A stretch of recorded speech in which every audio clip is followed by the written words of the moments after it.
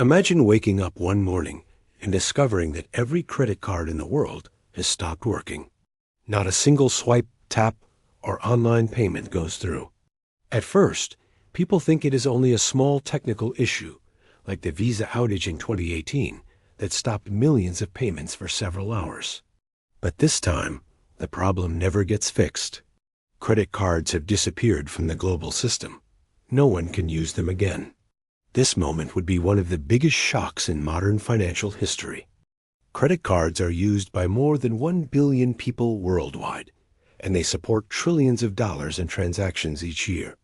In countries like the United States and the United Kingdom, credit cards are a normal part of daily life.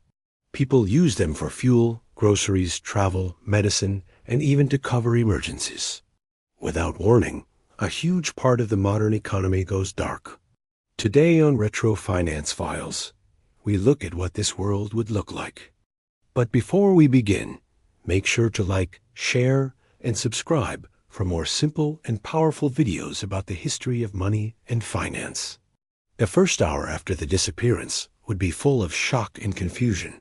People in supermarkets would try to pay and see the machine flashing a red decline message.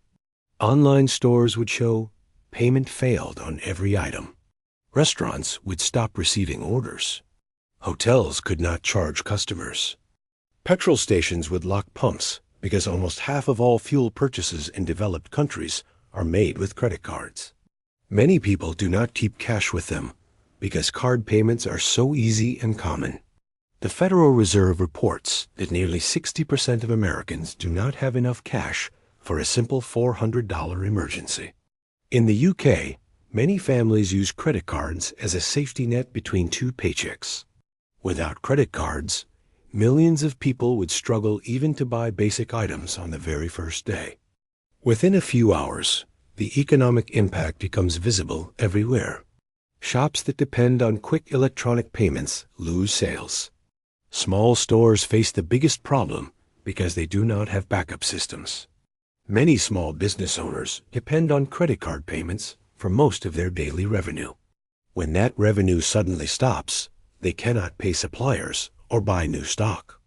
E-commerce companies like Amazon face millions of failed purchases because credit cards are used in most online transactions. Subscription companies also face problems because their automatic billing systems are based on stored credit card numbers.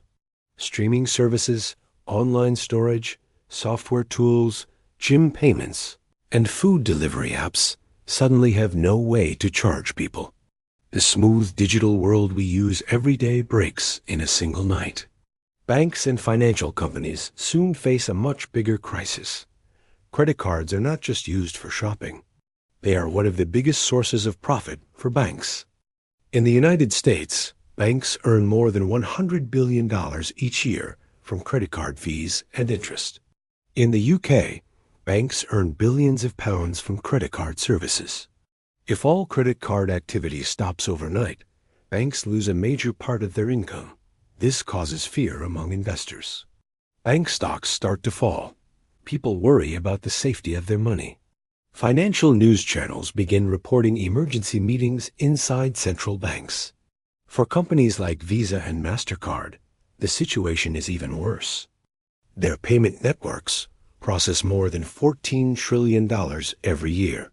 Without credit cards, their business disappears in one moment. The collapse of these companies would be a massive shock to the global stock market. Governments around the world cannot stay silent.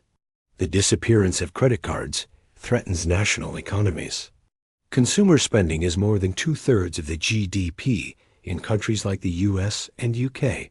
If people cannot spend using credit, the economy slows down sharply. Governments release emergency statements asking people to stay calm. They work with central banks to create new payment options. But new financial systems take time to build. Even simple rules can take months or years to process. The public begins worrying about the future. People rush to withdraw cash from ATMs. This causes long lines and empty cash machines in many cities. We saw something similar during the 2008 financial crisis, when people feared banks would run out of money. In this new situation, fear spreads much faster because the financial system has never lost credit cards before. As the crisis continues, families begin to change their way of living.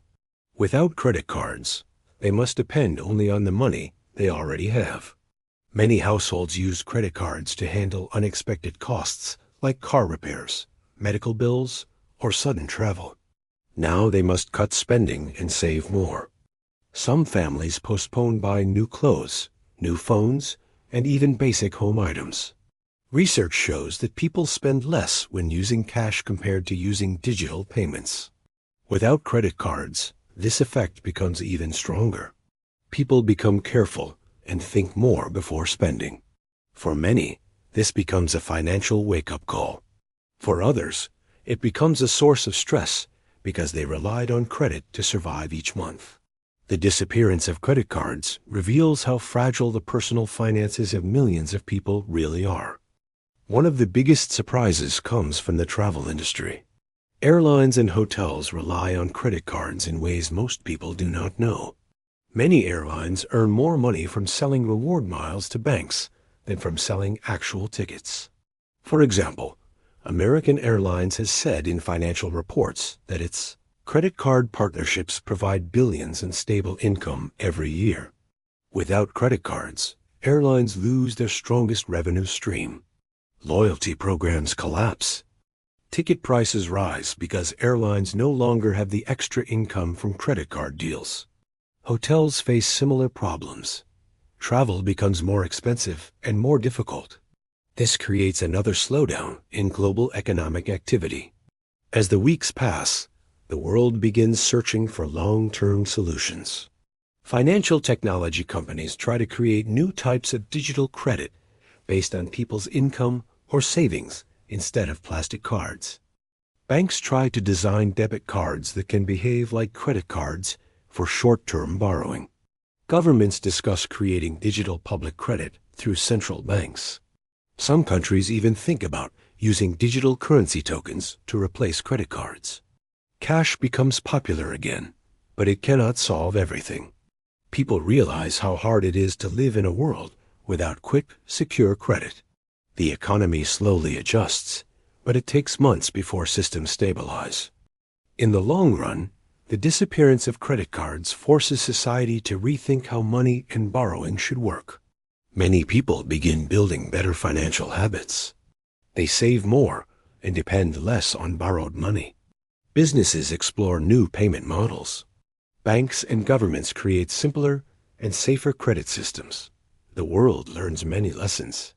One lesson is that credit cards gave people easy access to money, but also made the economy dependent on constant borrowing. Another lesson is that modern life needs strong, stable, and secure payment systems that can survive big shocks. The crisis becomes a reminder that financial tools should help people, not trap them in long cycles of debt. In the end, a world without credit cards would face chaos at first, then slow recovery, and finally, a complete redesign of how people borrow and spend money. This event would be remembered as one of the largest financial disruptions of the century. It would affect households, businesses, banks, governments, and even global trade. But over time, society would adapt and find new ways to function. Humans always find solutions, even in the biggest crisis. If you enjoyed this simple and deep explanation, make sure to like, share, and subscribe to Retro Finance Files for more clear and powerful stories about the financial world. Thank you for watching, and I will see you in the next video.